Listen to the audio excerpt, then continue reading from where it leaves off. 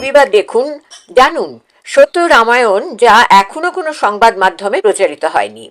একসময় এই সত্য রামায়ণ আদালতের নির্দেশে নিষিদ্ধ ঘোষিত হয়েছিল, পরে সে নির্দেশ উঠে যায়। কেন? তবে কি আদালত এই সত্য রামায়ণকে মান্যতা দিয়েছিল? দশরথের কি আরও 350 জন স্ত্রী ছিল? ঋষ্যশৃঙ্গ মুনি কি রাম, লক্ষ্মণ, ভরত, শত্রুঘ্নের পিতা? দেবী সরস্বতী কি কৈকেয়ীর দাসী মন্থরা? নারদের অভিশাপেই কি বিষ্ণুর মর্তে রাম হয়ে জন্মগ্রহণ? সীতা কি সম্মতি দিয়ে রাবণের সঙ্গে লঙ্কায় যান? রাম কি লক্ষ্মণকে হত্যা করতে চেয়েছিলেন? এমন অনেক অজানা তথ্য জানতে দেখুন সত্য রামায়ণ দিগদর্শন চ্যানেলে। প্রতি রবিবার রাত 10টায় প্রকাশিত হবে। লগ ইন করুন, সাবস্ক্রাইব, বেল আইকন ছুঁয়ে গ্রাহক হন। Information provided by the speaker, presenter on the IDSC platform is for general information purposes only. All information is provided in good faith. However, we make no representation or warranty of any kind, express or implied, regarding the accuracy, adequacy, validity, reliability, availability or completeness of this information. রাজধর্ম কথাটা বহুল ব্যবহৃত হয়। শোনা আছে অটল বিহারী বাজপেয়ী যখন প্রধানমন্ত্রী ছিলেন, গোধরা কাণ্ডের পর বিরক্ত হয়ে তিনি গুজরাটের তখনকার মুখ্যমন্ত্রী ছিলেন মোদিজি, তাকে বলেছিলেন রাজধর্ম পালন করুন। এখনো অনেক নেতাই, বিরোধী নেতা এবং যারা কেন্দ্রীয় সরকারে আছেন, তারাও বিভিন্ন রাজ্যের মুখ্যমন্ত্রীদের বলেন যে রাজধর্ম পালন করুন। মুখ্যমন্ত্রীরা প্রধানমন্ত্রীকে বলেন রাজধর্ম পালন করুন। এই রাজধর্ম বিষয়টি কি? এটা রামায়ণেও এই রাজধর্ম পালনের কথা আছে। রামায়ণে রামচন্দ্র যখন রাবণকে বধ করলেন, তখনও তিনি মারা যাননি আর কি, মৃত্যু পথযাত্রী, ভূমিতে শায়িত। সে সময় লক্ষ্মণকে রাম বললেন, যাও, তার মৃত্যুর সময় আগত, তুমি গিয়ে রাজধর্মটা একটু শিখে এসো। তারপর লক্ষ্মণ রাজধর্মটা শিখেছিলেন রাবণের কাছে। রাবণ কয়েকটি সূত্র তাকে দিয়েছিলেন রাজধর্ম কি করে পালন করতে হয়। এই যে বিষয়টি, এটা একটা প্রতিবেদনের মধ্যে দিয়ে আপনাদের সামনে তো হাজির করছি। আর পাশাপাশি আরেকটি বিষয় নিয়ে আলোচনা করব, সেটা হচ্ছে পেরিয়ার ইভি রামাস্বামীকে নিয়ে। নমস্কার, আমি সুজিত চট্টোপাধ্যায়। দিগদর্শনে গত 36 পর্ব ধরে সত্য রামায়ণ বলে একটি বিষয় আপনাদের কাছে হাজির করছি। দক্ষিণ ভারতের দলিত আন্দোলনের নেতা পেরিয়ার ইভি রামাস্বামী ব্রাহ্মণ্যবাদী যে রচনা রামায়ণ, সেটিকে অনুধাবন করেছিলেন 300 রামায়ণ ঘেটে। তারপর তিনি তার মধ্যে থেকে বেছে সচ্চি রামায়ণ বলে একটি সংকলন বার করেন। এই সচ্চি রামায়ণের ইংরেজি অনুবাদ হয়, পরবর্তীকালে হিন্দিতে রূপান্তর হয়। বাংলাতে দলিত আন্দোলনের কর্মী রঞ্জিত মিস্ত্রি এটির বাংলা অনুবাদ করেন, সত্য রামায়ণ এক সত্যের উন্মোচন এই নাম দিয়ে। আমরা এই রঞ্জিত বাবুর সঙ্গে প্রতি সপ্তাহে একটু ফোনে আলাপ করি এবং পেরিয়ার ইভি রামাস্বামী সম্বন্ধে জানতে চাই। এবার পেরিয়ার ইভি রামাস্বামীর 3টি বিষয় নিয়ে আমরা তার কাছে জানতে চাইব। 1 নম্বর হচ্ছে, তিনি দলিতদের আত্মসম্মান রক্ষার্থে আত্মসম্মান বিবাহ প্রথা একটি চালু করেছিলেন। এই বিষয়টি কি, সেটা একটুখানি আপনাদের কাছে আমরা তুলে ধরব। আর যে বিষয়টি তুলে ধরব সেটি হচ্ছে, এই পেরিয়ার ইভি রামাস্বামী, তার সাথে আম্বেদকরের একটি যোগাযোগ হয়েছিল। আম্বেদকরও দলিত আন্দোলনের নেতা, পেরিয়ার ইভি রামাস্বামীও একটি দলিত আন্দোলনের নেতা। কিন্তু এই দুজনের সঙ্গে যে রিলেশনটা, সেই রিলেশনটা কিন্তু সেরকম ভাবে জমে ওঠেনি। তার কারণটা কি, সেটা একটুখানি জানার দরকার। আর যেটা ছিল সেটা হচ্ছে, তিনি একটা মস্ত বড় কাজ করেছিলেন, তামিল ভাষার লিপি সংস্কারের কাজ করেছিলেন। এইসব বিষয় নিয়ে তার সঙ্গে এদিকে রামায়ণের ওই রাবণ চরিত্র, তার রাজধর্ম এবং ইভি রামাস্বামীর যে 3টি পদক্ষেপ, এই সম্বন্ধে ফোনে একটু আলোচনা করেছি। চলুন প্রথমে প্রতিবেদনটা দেখুন, তারপর আমরা চলে যাব সরাসরি রঞ্জিত মিস্ত্রির সঙ্গে একটি ফোনে সাক্ষাৎকারে। তুলসীদাসী রামায়ণে উল্লেখ আছে, বিভীষণ জানিয়েছিলেন রাবণের দুর্বলতম স্থান তার নাভিমূল। সেখানে যদি রাম বাণ নিক্ষেপ করেন তবেই রাবণের মৃত্যু হবে, কেননা রাবণের নাভিতে সঞ্চিত আছে অমৃত। রাবণ কি করে অমৃত পেলেন? সে তো আগেই দখল করে নিয়েছিলেন দেবতারা সমুদ্র মন্থন করে। বলা হয় ব্রহ্মা দান করেছিলেন তার কমণ্ডুলের সঞ্চিত অমৃত থেকে। আবার কোথাও বলা হয়েছে শিব তার ভক্ত রাবণকে দান করেছিলেন অমৃত। তামিল ভাষার যে রামায়ণ সেখানেও যেমন এর উল্লেখ নেই, বাল্মীকি রামায়ণেও তেমন কোনো উল্লেখ নেই। অধ্যাত্ম রামায়ণে এর উল্লেখ আছে রচনাকার তুলসীদাস। যাই হোক, তবুও রাবণের নাকি মৃত্যু হয় না। তখন ব্রহ্মাস্ত্র নিক্ষেপ করেন রাম, আর সেই ব্রহ্মাস্ত্র হংসমুখী বাণ রক্ষিত ছিল রাবণের উপাসনা গৃহে। হনুমান ব্রাহ্মণ গণৎকারের রূপ ধরে মন্দোদরী যখন কুলদেবীর পুজো করছিলেন, ছলে সেই বাণ চুরি করেন। এর ফলেই সেই বাণ রাবেন হস্তগত হয়, অর্থাৎ বিভীষণ ও হনুমানের যৌথ উদ্যোগেই রামের পক্ষে সম্ভব হয়েছিল রাবণ বধের। ভূমিতে মৃত্যুশয্যায় রাবণ যখন কাতর, লক্ষ্মণকে রাম আদেশ করলেন রাবণের কাছে রাজধর্ম সম্বন্ধে জ্ঞান আরোহণ করতে। লক্ষ্মণ রাবণের মাথার কাছে বসে জ্ঞান ভিক্ষা করলেন। অভিমানী ও আত্মসম্মান সচেতন রাবণ জবাব দিলেন না। রাম বিষয়টি অনুধাবন করে বুঝলেন রাবণ নীরব কেন। লক্ষ্মণকে আদেশ দিলেন রাবণের পায়ের কাছে বসতে। অনিচ্ছা সত্ত্বেও জ্যেষ্ঠ ভ্রাতার আদেশ মেনে রাবণের পায়ের কাছে বসতে বাধ্য হলেন লক্ষ্মণ। রাবণ এবার দিলেন 3টি মন্ত্র। 1. শুভ কাজের সিদ্ধান্ত নিতে হবে শীঘ্র, কারণ রাবণ নিজের অভিজ্ঞতায় দেখেছেন সীতাহরণের পর রাম যে লঙ্কা আক্রমণ করতে পারেন সে সম্পর্কে তিনি উদাসীন ছিলেন, তাই 1 বছর তিনি তার প্রতিরক্ষায় নজর দেননি। 2. শত্রুকে দুর্বল ভাবা উচিত নয়, এই বিষয়টিও রাবণ অভিজ্ঞতা থেকে বুঝেছিলেন। বিভীষণ, হনুমান, রামচন্দ্র এই প্রতিপক্ষদের তিনি তুচ্ছ জ্ঞান করেছিলেন। 3. রাজার উচিত নয় তার গোপন কথা দ্বিতীয় কাউকে জানানো, কেননা রাবণ এও বুঝেছিলেন রাবণের মৃত্যুবাণ তার উপাসনা গৃহে রক্ষিত, সেটা বিভীষণ জানতেন বলেই সেই বাণ কৌশলে হনুমান হরণ করতে পেরেছিল। বর্তমান রাজনীতিতেও আমরা দেখেছি গোধরা কাণ্ডের পর প্রধানমন্ত্রী তৎকালীন অটল বিহারী বাজপেয়ী গুজরাটের মুখ্যমন্ত্রী মোদিজিকে রাজধর্ম পালনেরই পরামর্শ দিয়েছিলেন। 37 নম্বর পর্বের দ্বিতীয় পর্যায়ে আলোচনার বিষয় পেরিয়ারের আত্মসম্মান বিবাহ প্রথা চালু, তামিল ভাষালিপি সংস্কারের উদ্যোগ এবং আম্বেদকর পেরিয়ারের সম্পর্ক।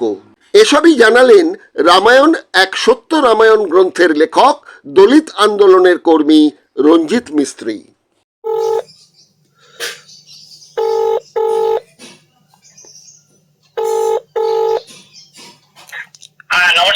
নমস্কার নমস্কার রঞ্জিত বাবু।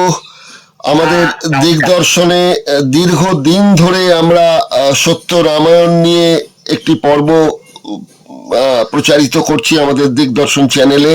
এবার 37 নম্বর পর্বে আপনার কাছে আবার উপস্থিত হলাম। এবারকার বিষয় 2টি। একটি তো হচ্ছে রাবণের মৃত্যুশয্যায় রাজধর্ম পালনের কথা বলেছেন তিনি লক্ষ্মণকে। লক্ষ্মণ রাজি ছিলেন না যে শত্রুর কাছে আবার কি রাজধর্ম শিখব, কিন্তু অগ্রজ যিনি রামচন্দ্র তার তো কথার তিনি কোনোদিনই অবাধ্য হননি। তখন রামচন্দ্রের কথায় তিনি গেলেন এবং রাবণের মাথার কাছে দাঁড়িয়ে তার কাছে জ্ঞান ভিক্ষা করলেন, কিন্তু আত্মসম্মান অধিকারী রাবণ কোনো জবাব দিলেন না। রামচন্দ্র বিষয়টি অনুধাবন করে তাকে বললেন, লক্ষ্মণকে বললেন যে পায়ের কাছে গিয়ে তুমি বসো। তখন লক্ষ্মণ আবার পায়ের কাছে গিয়ে বসবার পর তাকে 3টি রাজনীতির রাজধর্ম পালনের 3টি কথা তিনি বলেছিলেন। তো যাই হোক, প্রসঙ্গ হচ্ছে যে রাবণ মৃত্যুশয্যায় শুয়ে তার জীবনের যে 3টি ভুল, একটি ভুল হচ্ছে শত্রুকে আন্ডার এস্টিমেট করা। 2 নম্বর হচ্ছে তিনি বলেছেন যে গোপন কথা কারো কাছে প্রকাশ করা উচিত নয় রাজার জন্য। আর আরেকটি বিষয় বোধহয় তিনি বলেছিলেন যে সকলকে সমান চোখে দেখা উচিত রাজধর্ম পালন করতে গিয়ে। তা এই কথাগুলো রাবণ কি নিজে রাজধর্ম পালনের জন্য শত্রুর হাতে নিহত হচ্ছেন, তবুও তিনি তাদের এই জ্ঞান দিচ্ছেন, তো এটাও তো এক ধরনের রাজধর্ম বলতে হয়। আপনি কি বলবেন? হ্যাঁ, সে তো অবশ্যই। আপনি যদি দেখেন তবে রাবণও তার রাজধর্ম পালনে সব জায়গায় ঠিক করেছেন তা নয়। একজন রাজা হিসাবে যেটা করা উচিত সেখানে তিনি সেরকমের ভুল তিনিও করেছেন, সে বিষয়ে সন্দেহ নেই। কিন্তু সেই হিসাবেও যদি তুলনামূলক ভাবে দেখি তবে সে অবশ্যই রাম কিংবা অন্যান্যদের চাইতে অনেক বেশি বিদ্বান ছিলেন। এই বিদ্বান থাকার জন্য তার যে মানে লেভেল, সেই লেভেলটা অনেক বেশি উচ্চ মানের লক্ষণ কিংবা বাকি যারা ছিল তাদের চাইতে। সেই জন্য তার যে উপদেশটা ছিল সে উপদেশটা কিন্তু ভারতীয় সভ্যতার ক্ষেত্রে একটা দর্শন হয়ে দাঁড়িয়েছিলেন। আজও আপনি যদি গুজরাটে যখন দাঙ্গা হয় মানে হয় তখন কিন্তু বাজপেয়ী তাকে বলেছিলেন এই মোদীকে যে তোমাকে রাজধর্ম পালন করা উচিত। অর্থাৎ সামন্তী ব্যবস্থা থেকে আজ পর্যন্ত এই রাজধর্ম পালন একটা কিন্তু ইয়ে এসে দাঁড়িয়েছে, একটা স্ট্যান্ডার্ড হয়ে দাঁড়িয়েছে মানে এই রাজাদের মধ্যে। কেউই পালন করেননি, সবাই ভঙ্গ করেছেন, কিন্তু প্রত্যেকেই এই উপদেশটা সবাইকে দিয়েছেন। সেটা রাবণও করেছেন। রাবণের অনুশোচনা তখন এসেছে সে মৃত্যু শয্যায় চলে যাবেন, তাই তার কাছে যখন মানুষ মৃত্যু শয্যায় এসে দাঁড়ান যে তার মৃত্যু মানে এসে যাচ্ছে, তখন তিনি কিন্তু সবাই কিন্তু এই উপদেশগুলা মানুষকে দিয়ে যান, তিনিও করেছেন আমার যতদূর মনে হয়। আমি বোধহয় আপনাকে এই তিনটি যে নীতিশাস্ত্রের কথা বলেছেন তার বোধহয় একটি ভুল বললাম, যে শেষেরটি সেটি হচ্ছে তিনি এই সমান চোখে সবাইকে দেখার ব্যাপারটা তা নয়। আমি যেটা দেখতে পাচ্ছি সেটাতে তিনি যেটা বলেছেন শুভস্য শীঘ্রম, যেটা রাজধর্ম পালন করতে গিয়ে যেটা তুমি সিদ্ধান্ত নেবে সেটা যেন মানে শীঘ্রই যেন সেটাকে তুমি ফলপ্রসূ করতে পারো সেটা নজরে রেখো, এই কথাটা বলেছিলেন তিনি। এইটাই আপনি এইটুকু এড়িয়ে গেছিলেন, এটাই কিন্তু সবচেয়ে বড় কথা। আচ্ছা আচ্ছা, এবার লজিক্যালি একটা প্রশ্ন দাঁড়াচ্ছে, সেটা হচ্ছে এই যে শুভস্য শীঘ্রম যদি বলে থাকেন রাবণ তো অনেক আগেই খবর পেয়েছিলেন সীতাকে যখন হরণ করে নিয়ে গেলেন, তারপর যা দেখতে পাচ্ছি রামায়ণে যে 1 বছর অশোক কাননে তিনি সীতাকে বন্দি করে রেখেছিলেন। তা তিনি তো জানেন যে রামচন্দ্রের স্ত্রীকে তুমি ধরে নিয়ে এসছি, সুতরাং এর বদলা নিতে রামচন্দ্র নিশ্চয়ই লঙ্কা আক্রমণ করতে পারে।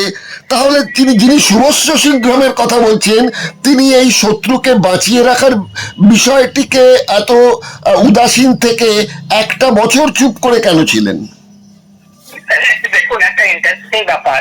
একদিকে বলা হচ্ছে যে রাবণের মৃত্যু রামের হাতে হবে, কারণ রাবণ যা করেছে সেটার জন্য একমাত্র রামই তাকে হত্যা করতে পারবে এবং রামের হাতে হত্যা হবে, তবেই সে স্বর্গে যেতে পারবে, মুক্তি হবে, একদিকে বলছেন। অন্যদিকে তিনি মানে দীর্ঘদিন ধরে চালিয়ে যাচ্ছেন যে সীতাকে তিনি বনবাসে রেখেছেন, রাম হনুমান এসে পুরো লঙ্কা জ্বালিয়ে দিচ্ছেন, তবুও তিনি সীতাকে ছাড়ছেন না। এগুলো কন্ট্রাডিক্ট করছে না? তাই তো এটা কন্ট্রাডিক্ট করছে তো। তাই তো।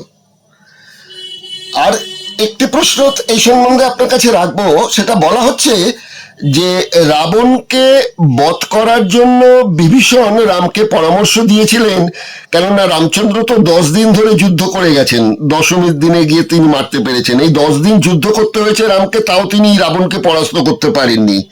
তখন বিভীষণ তাকে বলেছিলেন যে এভাবে রাবণকে বধ করা যাবে না, রাবণের একটা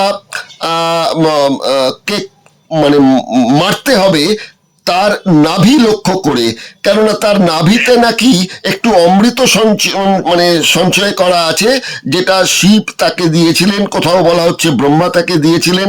আশ্চর্যের বিষয় যে বাল্মীকি রামায়ণের সম্বন্ধে কোনো উল্লেখ নেই, অধ্যাত্ম রামায়ণেতে তুলসীদাস বিষয়টি উল্লেখ করেছেন যে রাবণের নাভিতে লক্ষ্য করে তীর মারতে হবে।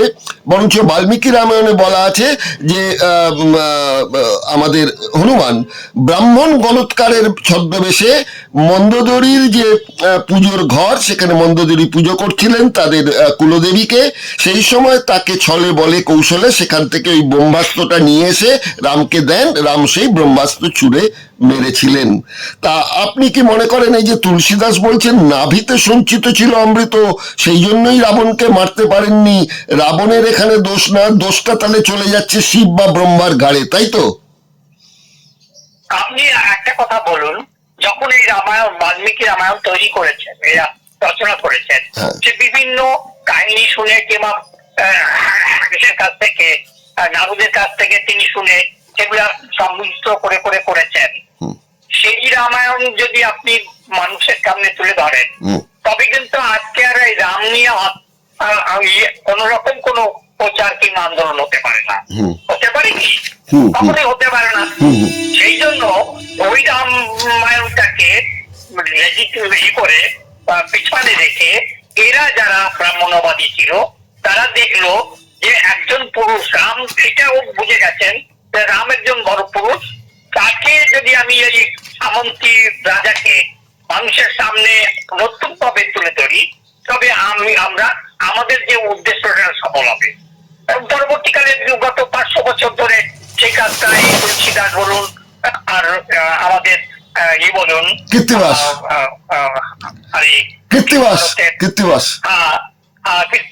তুলসীদাস বলুন, কৃত্তিবাস বলুন, এরা সবাই মিলে ওই কাজটি করেছেন। তাই নয় জৈন রামায়ণ, অমুক রামায়ণ, কেন এত রামায়ণ হলো? আর কোন গ্রন্থ তো পৃথিবীতে এত ভাষায় কিংবা নতুন নতুন ইসে তৈরি হয়নি। এটা কেন হয়েছে? প্রত্যেকটা সামাজিক সংগঠনায় আপনি দেখবেন যে সেই ব্যবস্থাটাকে বাঁচিয়ে রাখার জন্য, তার জন্য রামায়ণকে তাদের মতো করে তৈরি করেছে, এটা করেছে। এই জন্য দশমিক যে থিওরিটা সম্পূর্ণ ভুল থিওরি আমাদের উপরে চাপিয়ে দিয়েছে, আর আমরা এখন মূর্খের মতো সেই দশমিক থিওরিটাকে করে যাচ্ছি। অর্থাৎ আমরা আজকের দিনে সবচেয়ে বড় গুরুত্বপূর্ণ ব্যাপার হচ্ছে বাল্মীকি রামায়ণটা মানুষের সামনে নিয়ে আসা, অরিজিনাল রামায়ণটা মানুষের সামনে নিয়ে আসা। দেখবেন সমস্ত কিছু ক্লিয়ার হয়ে যাবে। আমাদের এইটাই সবচেয়ে বেশি কেন, যারা এই তথাকথিত বুদ্ধিজীবী আছে তারা চুপচাপ ওই রামায়ণটাকে কোন রকম সামনে আসতে দেয়নি। পেরিয়ার করেছেন, পেরিয়ারকে ওরা সবচেয়ে বেশি হয়। এরা এই জন্য করেন যে এই রামায়ণটাকে, বাল্মীকি রামায়ণটাকে কেন তুমি বাবার সামনে নিয়ে আসলে? আচ্ছা, সরকারি ছিল না। এটা আমার যতদূর মনে হয়েছে এটা সবচেয়ে বেশি ব্রাহ্মণবাদের ঘৃণা হচ্ছে এইটা, যে তুমি রামায়ণটাকে বাল্মীকি রামায়ণে কেন ব্যাখ্যা করলে? আচ্ছা তুলসীদাস করো, তুমি কৃত্তিবাস করো, এইটাই। আচ্ছা রঞ্জিত বাবু, আপনি যেটা কথা বললেন যে বাল্মীকির রচনা এবং অরিজিনাল রামায়ণ নিয়ে বলছেন, যদি অরিজিনাল কথাটা আমরা ব্যবহার করতে হয় তাহলে তো আমরা দেখতে পাচ্ছি যে প্রথমে যা লেখা হয়েছে সেটা হচ্ছে বৌদ্ধ জাতকে, মানে দশরথ জাতক যেটাকে বলা হচ্ছে, সেখানে তিনি বেনারসের রাজা, রাম লক্ষ্মণ সীতা 3 ভাই বোন, এবং রানীর প্রথম রানী মৃত্যু হওয়ার পর দশরথ দ্বিতীয় বিয়ে করেন।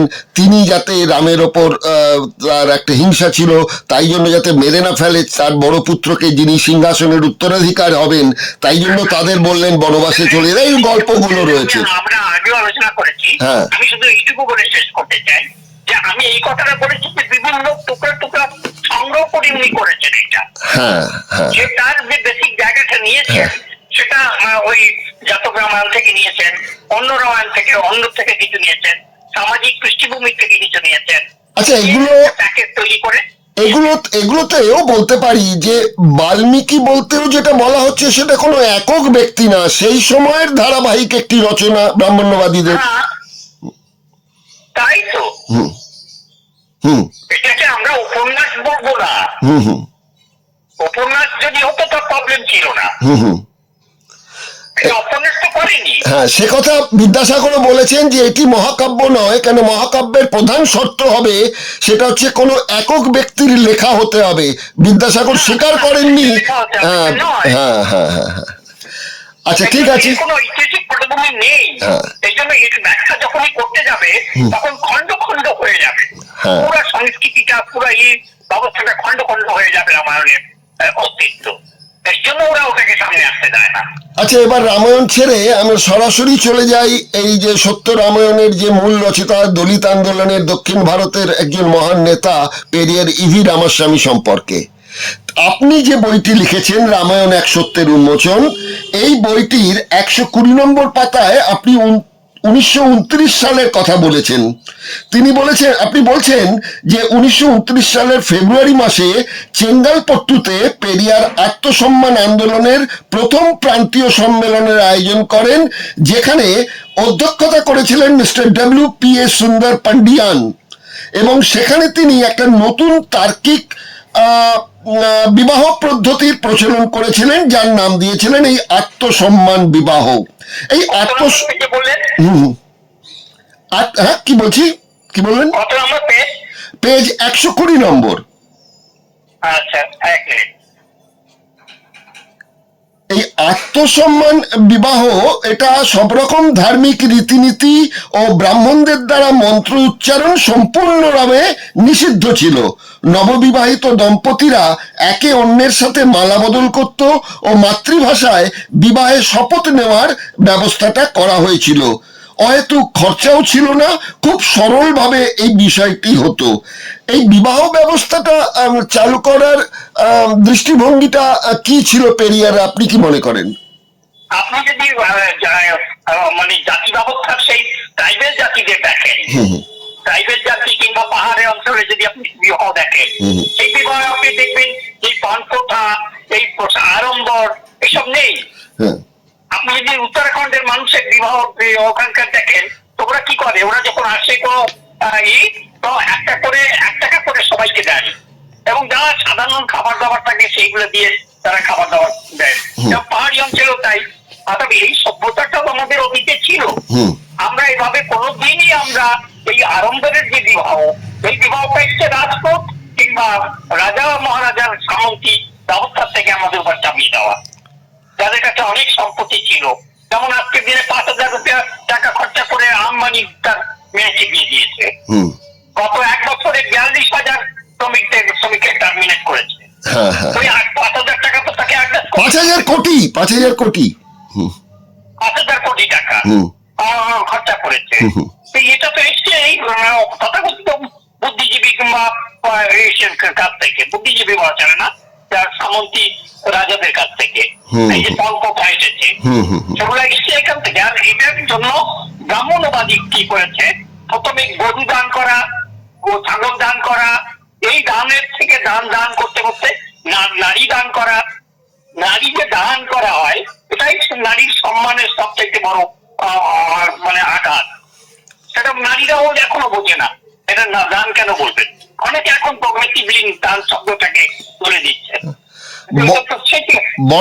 থেকে দাঁড়িয়ে দ্রাবিড় যেটা করেছেন দ্রাবিড় সমাজে, সেটা ভারতবর্ষের বিভিন্ন প্রান্তে সেই প্রচারটা করা হয়নি, এই জন্য যে এই সামন্তী প্রথা বিরুদ্ধে বাঁচিয়ে রাখা যারা কাজ করছে বা পুঁজিবাদী ব্যবস্থা বাঁচিয়ে রাখা যে কাজ করছে, তাদের জমি চলে যাবে।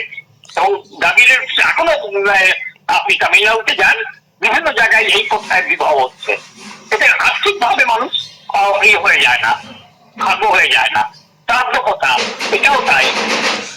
আচ্ছা, এটা আমি সময়সীমা খুব কমে এসছে, যার জন্য শেষ প্রশ্ন আপনার কাছে রাখছি এই পর্বে। সেটা হচ্ছে যে একটা দুর্দান্ত কাজ করেছিলেন আমাদের পেরিয়ার ইভি রামাস্বামী, যেটা বাংলায় সেরকম ভাবে হয়নি। সেটা হচ্ছে তিনি তামিল ভাষার লিপি একটি সংস্কার করেছিলেন, কারণ সংস্কৃতিকে রক্ষা করতে গেলে ভাষারও সংস্কার করা দরকার। এই বিষয়টা একটু যদি বলেন। এই বিষয়টা আপনি যে বাংলার সঙ্গে তার একটা মিল আছে। আমি যদি সেখানে দেখি, আমি যদি বিদ্যাসাগরকে দেখি, বিদ্যাসাগর আর পেরিয়ারের মধ্যে এই জায়গাটা একটা বিশাল মিল আছে। আত্মসম্মান আন্দোলন এই বিবাহ প্রথা চালু করতে গিয়ে নারী পুরুষের যে এটা মিলন ক্ষেত্রটাকে ব্যবসায়ের জায়গায় তৈরি না করতে দিয়েছেন, এটা এখানেও বিদ্যাসাগর ঠিক সেইভাবে এই প্রথা বিবাহ প্রথা চালু করেছিলেন বিশেষের বিধবা বিবাহ প্রথা। তারপরে সঙ্গেও এটার একটা মিল আছে। আরেকটা মিল আছে হচ্ছে যেমন ভাষা সংস্কার করেছেন তামিল ভাষাতে, তখন বাংলা ভাষার সংস্করণে বিদ্যাসাগরের একটা বড় ভূমিকা আছে। আপনি যদি দেখেন তবে এটার একটা বিশাল ই আছে। অর্থাৎ সেখান থেকে যে পেরিয়ার কিছুটা ভাবনা চিন্তা করেননি বিদ্যাসাগরকে নিয়ে, আমার মনে হয় না করেননি, তা নয়, করেছেন। তার মানে এইভাবে বিবাহ প্রথাটাকেই করেছেন। তার মানে আপনার ওই বঙ্কিমী যে ভাষাটা ছিল, কঠোর কঠিন যে ভাষাটা ছিল, সেটাকে সাধারণ মানুষকে সামনে নিয়ে আসার জন্য বিদ্যাসাগর ভাষাটাকে সরলীকরণ করার পর তো মানুষের কাছে অনেক কিছুই বোধগম্য হলো। সর্বর্ণ এই যে বর্ণবাবু এই তৈরি করেছেন বর্ণ পরিচয়, যেভাবে ওটাকে সামনে নিয়ে এসছেন বাংলা ভাষাকে, সেটা তো অদ্ভুত ভাষা, এটাকে মানে সামাজিকরণ করেছেন। তো সেই বিষয়ে ভাবতে পারেন কত সুন্দর করে একটা শিশুকে তার প্রাকৃতিক জায়গায় ফিরে নিয়ে যাওয়া। তাই তো বিদ্যাসাগরকে আজকের দিনে মানুষ সেভাবে দেখেন না, কিন্তু আমি মনে করি পেরিয়ার বিদ্যাসাগরের জায়গা মানে বেশ খানিকটা এক জায়গায় রয়েছে। তো ঠিক আছে, অনেক কিছু জানলাম আপনার কাছ থেকে। জায়গায় আপনি ছেড়ে দিয়েছেন, আমাকে বলেছিলেন, সেটা হচ্ছে পেরিয়ার আম্বেদকর আর হ্যাঁ জিন্নার, এটাকে একটু ছোট্ট করে বলে দেওয়া যাবে? হাতে খুব সময় কম। হ্যাঁ, বি.আর. আম্বেদকরের এবং জিন্নার সঙ্গে যোগাযোগটা। বিষয় এই যে ত্রিরাষ্ট্র ব্যবস্থার যে ইয়ে ছিল, চেষ্টা ছিল, সেটা করলে আজকে ভারতবর্ষের এই বহু পরিস্থিতি হতো না। আজকে রিভলিউশন হওয়ার জায়গা তৈরি হতো। এটা একটা বড় জায়গা। স্বায়ত্ত শাসন দেওয়া, অধিকার দেওয়া, এটা কোনো ক্ষতিকারক নয়। বৌদ্ধরা রাষ্ট্র হতো কিংবা তামিল হতো কিংবা মুসলিম হতো, কত আলাদা হতো। যখন আলাদা হচ্ছেই তখন বুদ্ধিস্টটা কেন হবে না? আলাদা হচ্ছেন যখন তামিলটা কেন হবে না? এখানে একটা কথা দাদা চলে আসছে, সেটা হচ্ছে যে আমাদের পেরিয়ার ইভি রামাস্বামীর সঙ্গে বি.আর. আম্বেদকরের দলিত আন্দোলনের বিষয়টার এত মিল থাকা সত্ত্বেও আম্বেদকর এবং পেরিয়ারের একটা তো যৌথ আন্দোলন সূচি হওয়া ছিল, কিন্তু দুজনের দুটো পথ চলে গেল কেন? এখানে আমার একটা স্টাডি আছে। আম্বেদকরের মধ্যে একটা জিনিস ছিল, উনি কনসিস্টেন্ট ছিলেন না। আচ্ছা, উনি ছিলেন প্রাগম্যাটিক। আচ্ছা, উনি প্রাগম্যাটিক ছিলেন, ব্যবহারবাদী বিশ্বাস করতেন। আচ্ছা, উনি জন ডুইর শিষ্য ছিলেন। আচ্ছা, পেরিয়ার কিন্তু জন ডুই, পেরিয়ার ছিলেন চারবাকের শিষ্য। পেরিয়ার হচ্ছে টোটালি, আপনি দেখুন পেরিয়ার, চারবাক, বৃহস্পতি, এদের সঙ্গে এনার একটা ভালো মিল আছে। এই কট্টর মানে ধর্মবিরোধী, কিন্তু এই নয়, কিন্তু আম্বেদকর নয়। আম্বেদকর আমাকে সমর্থন করেছেন। বৌদ্ধ ধর্মে করুন, যে কোনো ধর্মে করুন, ধর্মের প্রতি তার একটা আসক্ত ছিল। তিনি একসময় ধর্মের বিরোধী করে মুসলমানদের আলোচনা করেছেন, সমালোচনা করেছেন, এবং সংবিধানেও রয়েছে, এবং সংবিধানেও পরিষ্কারভাবে এই ধর্ম নিরপেক্ষতার কথাগুলো আলাদা করে কিছু উল্লেখ রাখেননি, যে সুযোগটা নিয়ে এখন বলা হচ্ছে যে ধর্ম নিরপেক্ষতা ইন্দিরা গান্ধী ঢুকিয়েছেন, আমাদের মূল সংবিধানে তো ছিল না, সুতরাং ওইটার কোনো মূল্য নেই, এটা পশ্চিমী সংস্কৃতি, এই যে বলার জায়গাগুলো তৈরি হচ্ছে, এটা যদি আলাদা করে প্যারাগ্রাফ আম্বেদকর রচনা করে যেতেন, এটার ব্যাপারে আম্বেদকর উদাসীন থেকে গেলেন কি করে? এটা অবাক লাগবে। আম্বেদকরের একটা করার, আম্বেদকর ছিল কমিউনিস্ট বিরোধী। কমিউনিস্টের প্রতি একটা বিশাল ছিল, আচ্ছা, বিরোধিতা ছিল। সেই বিরোধিতার জায়গা থেকে উনি এমন শব্দ, সেকুলার কিংবা সমাজবাদ, এই শব্দগুলো উনি প্রবেশ করতে দেননি। আচ্ছা, এবং উনি সবচেয়ে বেশি সমালোচনা করেছেন। আপনি কনস্টিটিউশন অ্যাসেম্বলি পড়বেন, তাতে দেখবেন করেছেন উনি। তো সেকুলারবাদকে ফল ভোগ করতে হচ্ছে।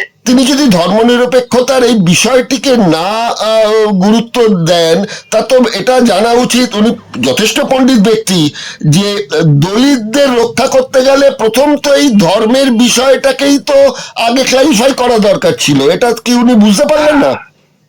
অবশ্যই তাই। ইন্দিরা গান্ধী এইখানে কিন্তু একটা বড় কাজ করেছে, সেটা হচ্ছে এই যে ন্যাশনালিজম করেছে, দেশ থেকে বিভিন্ন সংস্থাকে ন্যাশনালাইজেশন করেছে। তার সঙ্গে সঙ্গে এইটা তখনই বুঝে গেছিলেন উনি যে আরএসএস এর যে বুঝে গেছেন এমার্জেন্সির সময় যে আগামী দিনে আরএসএস আমাদের খেয়ে ফেলবে। আমরা এটা তো মানতেই হবে, আরএসএস এই আন্দোলনটা ছিল যেটা এমার্জেন্সির বিরুদ্ধে সম্পূর্ণভাবে আরএসএস এর হাতে ছিল। হ্যাঁ, কিন্তু এটাও প্রশ্ন ওঠে, আমরা কংগ্রেসের যে ইতিহাস দেখতে পাচ্ছি এবং 1925-এ আরএসএস এর সৃষ্টি হবার পর থেকে সো কল্ড ওই স্বাধীনতার পরবর্তীকালেও আমরা কিন্তু আরএসএস এর বিরুদ্ধে কংগ্রেসকে সেরকম ভাবে কিন্তু কি বলবো বিরোধিতা করতে সেরকম ভাবে দেখিনি। যাই হোক, এই প্রশ্নটা অন্য প্রশ্ন, অন্য আরেকটা বিষয় নিয়ে আলোচনা করা যাবে। আপনি এই বিষয়টা নিয়ে অবশ্যই আলাদা একটা আলোচনা করব আমরা আসছি, যেহেতু আরএসএস এর 100 বছর পূর্ণ হওয়ার বিষয়টা থাকছে, এটা নিয়ে একটা আলাদা এপিসোডে আপনার মতামতটা জানবো। আপাতত আমাদের সময়সীমা শেষ হয়ে যাওয়াতেই আমরা এই 37 নম্বর সত্যরামন পর্বটা দাদা এখানে শেষ করতে বাধ্য হচ্ছি। ওকে, নমস্কার, ভালো থাকবেন, আবার দেখা হচ্ছে আগামী সপ্তাহে।